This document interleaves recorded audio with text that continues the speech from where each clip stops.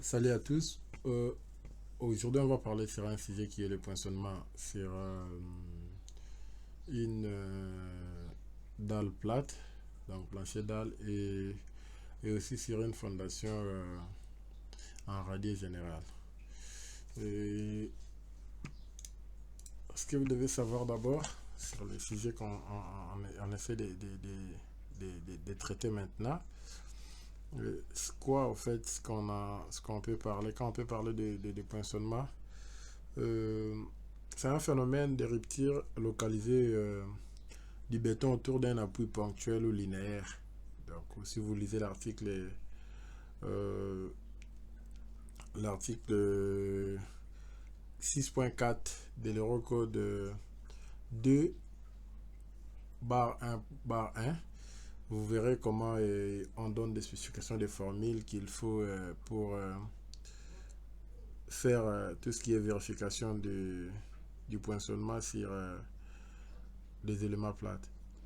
Donc, comment on peut vérifier sur la vidéo, on va montrer comment calculer la résistance au poinçonnement et comment vérifier que l'effort de cisaillement agissant en fait ne dépasse pas la résistance de la section qu'on a sur place. Donc, tout ce qui est force extérieure, ça ne puisse pas dépasser en fait la résistance de l'élément qu'on veut analyser en fait, qui peut être l'épaisseur de la dalle, la fondation et autres.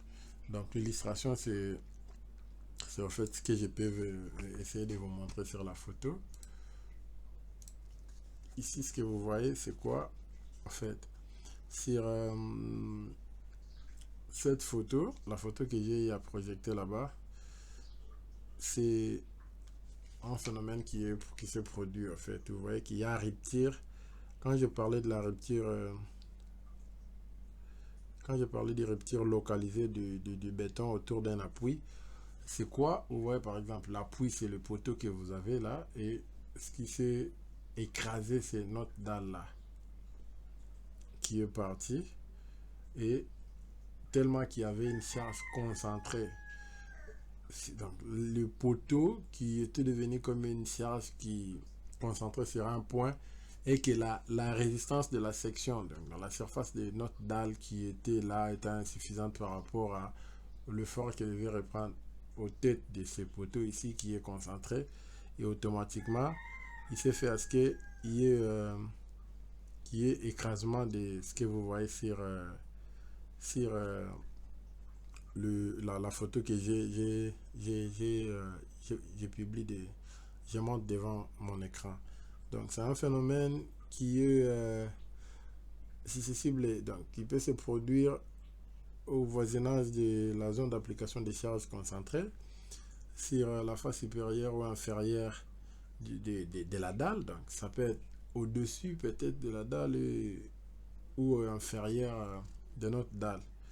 Donc si la charge concentrée sur un point ou sur notre dalle, parce qu'ici on parle du cas des dalles, donc si vous voyez que l'aire d'application, donc l'aire de l'application c'est la surface, tout ce qui est superficie qui devait être aux têtes de ce poteau, qui est par exemple trop petite ou faible par rapport à la résistance qu'il y a, ce que je venais de parler déjà, et automatiquement on doit avoir ces cas d'un arrachement brusque qui peut se produire d'une dalle. Donc voilà.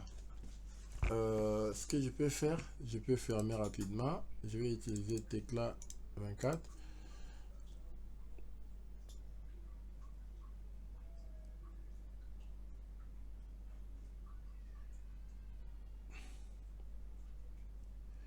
Donc là, on va parler sur la dalle plate, où on va vérifier d'abord l'épaisseur simplement de la dalle sans chercher à analyser les armatures ou à faire les renforts de poinçonnement sur le point d'appui, soit essayer de recourir aux champignons que vous voyez, donc les drop panels ici, les têtes des poteaux.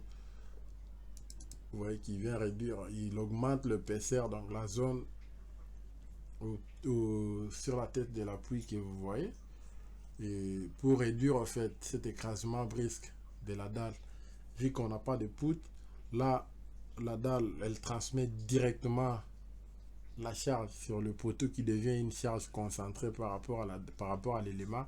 Et si cette surface, si la surface qu'on a est insuffisante, donc automatiquement, il devait y avoir de fissuration aux têtes d'appui et l'écrasement, le poteau va rester et la dalle va s'effondrer de ce côté. C'est ce qu'on essaie de faire comme calcul et analyse pour éviter ce phénomène. Donc là, j'ai lancé cet éclat. Je ne vais pas encore configurer les unités. Déjà, je l'avais configuré mes unités, ce que je travaille avec et tout. Je vais modéliser en...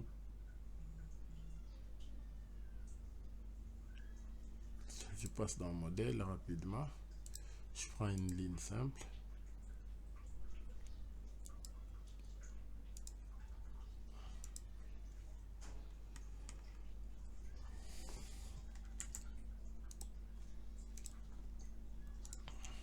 Là, je vais faire 5 mètres. Qu'est-ce que je fais? Comment il s'est produit là? Je vais déplacer ça jusqu'à 5 mètres. Voilà.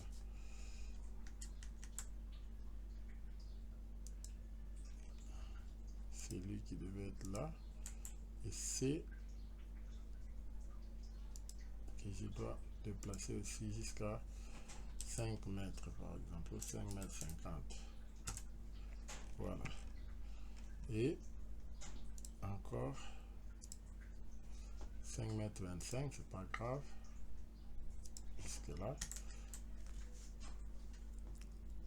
Pareil avec de l'autre côté. J'ai créé 5 mètres 30 ou 5 mètres 50.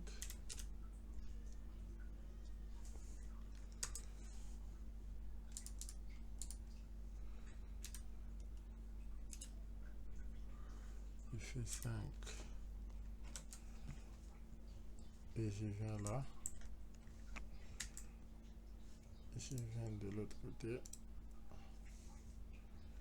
Ici, même là.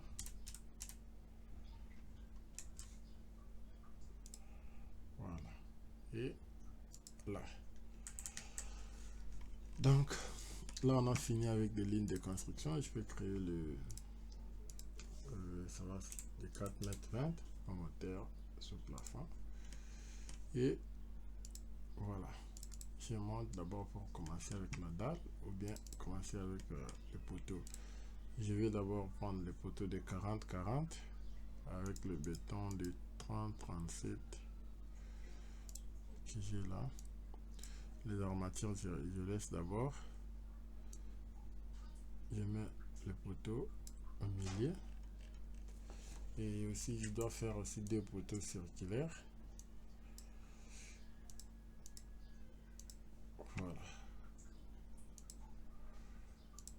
De 40 de diamètre, pas de problème.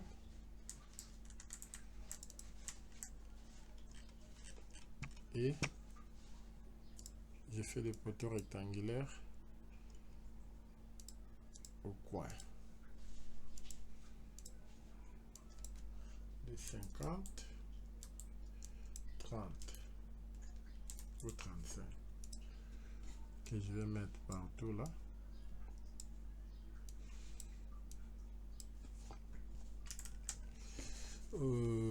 Là, je suis au niveau 0,0. Je peux dessiner mon radier. Et pour le faire, je dois d'abord supprimer les appuis que j'ai là-bas. Pas les poteaux, mais les appuis. J'enlève. Je viens dans fondation. Je prends un rectangulaire avec les empattements de 80. Donc les débords du radier, l'épaisseur. Je travaille avec l'épaisseur de 35 d'abord. Non, je fais 40 pour l'instant. Béton, je garde celle-là. Et aussi la valeur de pression diamétrale ici, de STR, que je dois modifier. Mais pour l'instant, je garde d'abord. Je clique là. Je prends les 3 points. Voilà. j'ai mon radis avec le débord de 60. Je passe en 3D, c'est ce que j'ai fait. Je monte à 3 mètres. Je vais faire une dalle pleine. Passer à put mes planchers dalles. Je fais l'épaisseur de 20 et voilà. Celui-là, voilà notre modèle qu'on a dessiné est là. On peut valider. On n'a pas de problème jusque là et on peut enregistrer.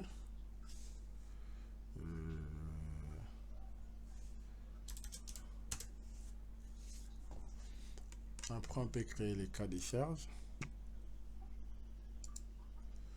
Dès que je suis là, les cas de charge que j'ai, c'est ça là-bas. Je peux créer aussi tout ce qui est combinaison. Je peux générer. Je prends celle-là. Je peux prendre les... Je prends les directions positives. Voilà. Et je peux vérifier la flèche. Et avec.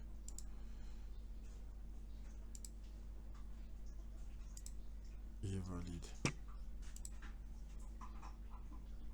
Et à partir de là, je peux créer aussi mes enveloppes. Que je vais venir prendre ça. J'envoie. Et voilà. Là, c'est bon. Je peux maintenant charger. Je prends par exemple one more niveau. Je vais utiliser la valeur de 5. Ouais. Je vais garder. Et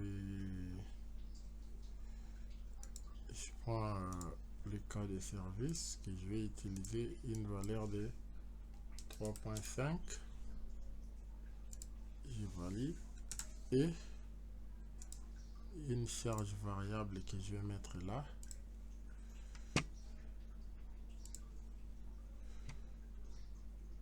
Qui peut être la charge de véhicule sur les radios par exemple. Si ça se repose directement notre parking, je mets 5 kN.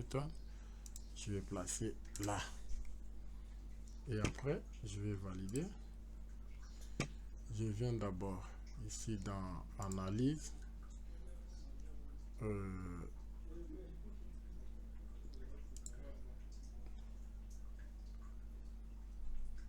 Voilà.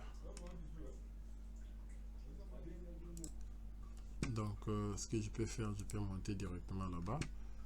Je pars dans analyse. Je suis analysé tout statique.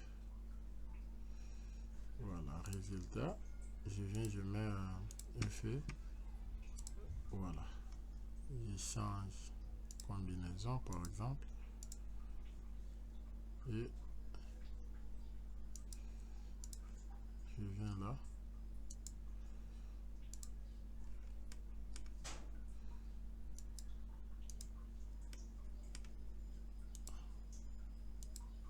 Voilà. Je peux changer moment suivant X. Je peux vérifier tout ce qui est torsion. Voilà. Sur le poteau ici, c'est normal. Donc, je peux vérifier les sections d'armature. Au-dessus, par exemple, suivant X et Y partout, je peux vérifier comme ça. Et maintenant, après avoir vérifié le résultat, je vais passer au menu dimensionnement. Je viens dimensionner tout statiquement. Je vais dimensionner. Voilà. Donc, le poteau passe. Je passe en 3D. Je ne suis pas là-bas. Je ne peux pas travailler d'abord avec celle-là. Je rentre au menu dimensionnement. Dimensionner tout. Voilà. Le poteau passe. On passe au dimensionnement des dalles. Voilà. La partie fondation n'est pas dimensionnée et la partie de dessus est dimensionnée. Ça passe pas. On va d'abord rester là pour travailler la dalle après avoir descendu sur la fondation. Ça passe pas. Pourquoi? On a une dalle qu'on avait mis l'épaisseur de 20 et le bar de 25 espacé de 15 sur tête d'appui, ça passe pas. Qu'est-ce qu'on doit faire? Je viens d'abord vérification au poinçonnement, c'est ce que vous voyez là. Je dois sélectionner les poteaux dans l'ensemble. Voilà, il me crée des zones de périmètre critique et je vais calculer. Voilà, on a 1, 2, 3, 4, 5. Donc là, 5, 10, tous les 25 éléments, le 20 éléments passent. Si je viens là, voilà. Et je peux vérifier, si je viens, je clique. Je peux vérifier tout ce qui est poinçonnement, ça passe. Et il nous donne un point où je peux développer le tout avec tout détail. Voilà.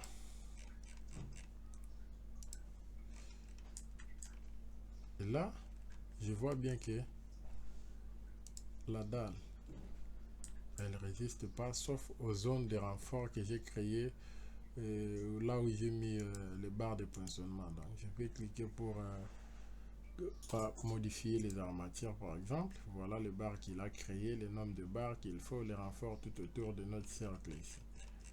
Voilà. On peut changer les barres, voilà, c'est le diamètre 10. Je peux changer tout ce qui est armature. Mais comme je ne veux pas encore, c'est pas que je ne veux pas, je vois bien que ça résiste aux zones d'appui, mais les armatures que j'ai à l'intérieur, ça passe pas par rapport à la charge que j'ai et la section d'épaisseur que j'ai avec moi. Qu'est-ce que je vais faire? Je dois d'abord supprimer tout ce qui est élément de poinçonnement. Je garde la dalle, le poteau. Je vais supprimer que les zones de poinçonnement. Qu'est-ce que je vais venir faire? Je rentre dans modèle, je viens chercher tête de poteau. Je clique, j'ai une dalle de 20, je dois ajouter aussi 25. Et par défaut, c'est 2 mètres x 2 mètres. Je sélectionne. Voilà, j'ai créé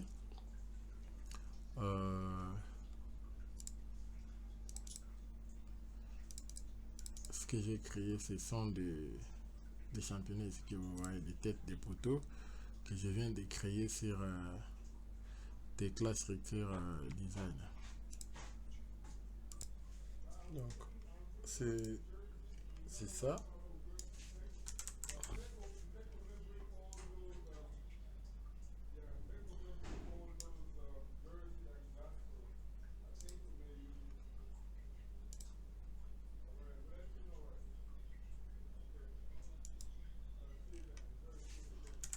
Ce que je peux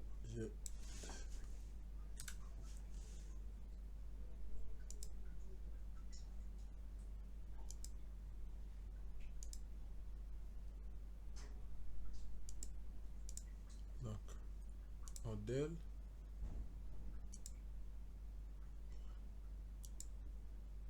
tête de poteau, l'épaisseur de 25 et voilà. Après, je vais rentrer encore dans le dimensionnement, dimensionner tout. Voilà. Là, si je passe en 3D,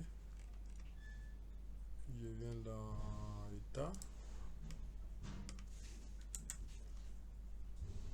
dimensionnement, dimensionner dalle. Voilà. Voilà. Après avoir ajouté le renfort sur chaque tête de poteau, et c'est ce qu'on a. Là, j'ai travaillé juste avec 25, donc il a ajouté que l'épaisseur de 5, 5, 5 partout. Je peux, donc là, je garde ma dalle comme c'était, et avec des renforts, là, il me donne le bar de 12 espacé de 17 partout. Et là, je n'ai plus le problème avec la dalle. Et je n'ai plus aussi à venir faire le renfort de poinçonnement sur chaque point Puis j'ai essayé d'augmenter la section. Je vais créer juste tout ce qui est ferraillage qui me donne là sur chaque zone d'appui. D'ailleurs, on avait vu sur la vidéo précédente comment importer le plan d'exécution pour voir ce qui est là. Et là, avec la dalle, c'est fini. On peut passer maintenant à la fondation. On passe dans dimensionner radier. Là, il passe sans problème. Ici, on n'a pas de problème. Mais qu'est-ce que je vais faire? Je rentre, par exemple, je vais changer le PCR. Bon, il passe pourquoi d'abord? Je dois vous montrer d'abord par rapport aux vérifications d'analyse. Si je viens dans contrainte, la pression sur radier, je passe par exemple avec quel cas de combinaison. Voilà, j'ai 45.3, je peux changer de valeur de combinaison et 38 et tout. Donc la valeur que j'ai par exemple 45.8 sous chaque poteau, la pression. Et la pression diamétrale qu'on avait au départ, c'était de 100 kN par mètre carré. Donc voilà, on est quasi loin d'abord du point de vue la pression sur notre fondation. Si par exemple je devais je rentre, je sélectionne la dalle,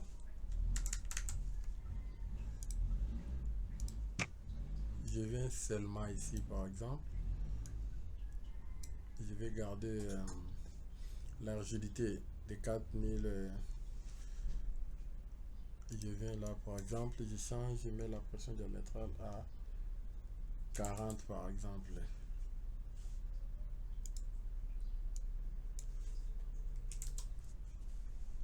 Dès que je vais passer dans fondation, dimensionnement radier, voilà, il passe pas. Ça passe pas parce que je respecte pas ce qui est comme condition de départ. Là, de l'autre côté, j'ai 45. Si je passe dans analyse,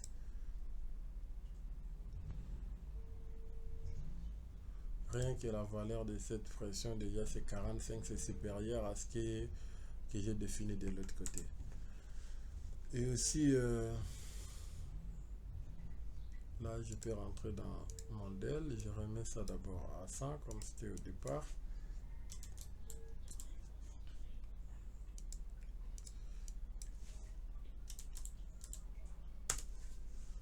Et à partir d'ici aussi, dans le dimensionnement de fondation, je peux, si par exemple la dalle elle était, là on est à 40 par exemple, on avait une dalle de 30,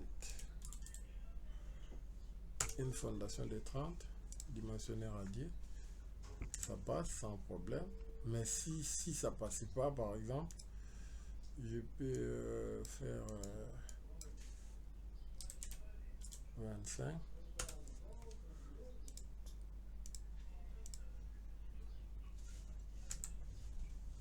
Ça passe. Je pouvais peut-être là au minimum j'ai travaillé avec 25, c'est sans problème. Mais il y a moyen aussi avec les radiers, si ça passe pas, de venir faire les zones de renfort sur les zones de poteaux. Donc voilà, comme on a fait avec la partie de dessus, voilà, il me génère automatiquement avec les espacements et je peux dimensionner des zones. Voilà, il me donne. C'est ce que on peut faire pour les radiers généraux. Je peux aussi passer à la vérification de poinçonnement. Si je clique sur un élément, il va me générer, je peux calculer, tout passe et voilà. Je peux